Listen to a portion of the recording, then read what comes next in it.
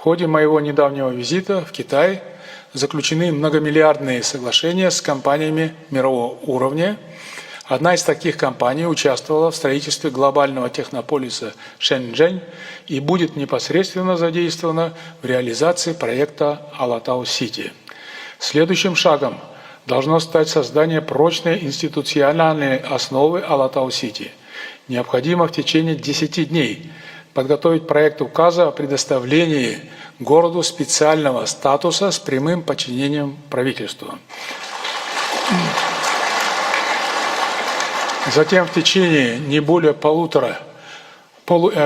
полугода следует принять отдельный закон, в котором будут оговорены режим управления городом, финансовая модель и другие важные аспекты. Подчеркну, особый правовой статус – это не привилегия, а необходимая мера или инструмент, без которого все задуманное рискует остаться на бумаге.